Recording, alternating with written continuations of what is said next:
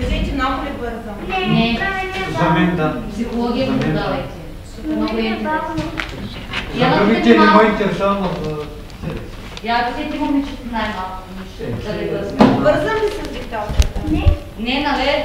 Наша господа, който ще бърза тази господа. за мен да. Вижте най-малко. Не ме интересува. Браво на момичето. Браво. Всичко са си на диктовките. Всичко си е писал, какво не си? От днес късната тема, Да. от 9:30 да почнем, имам грешки.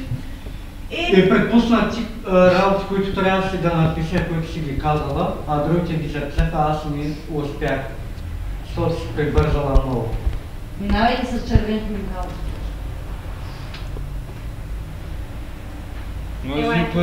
Отиваме отгоре и много грозно пиша. Ела. Написала си това, което трябва. Айде, ела. Не хапя спокойно.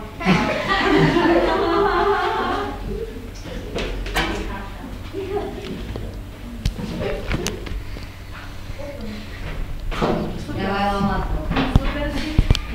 На точка едно си и аз съм на точка едно. Точка едно, още някой работи бях препуснал преди изхода.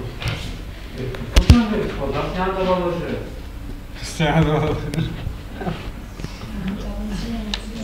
Това, което се пропусна, е съществено, защото си прочето това, което си написал, това е по-важно, което си съумял да напишеш. В едни лекции не можеш да напишеш всичко на 100%. Пуснати и до там написах.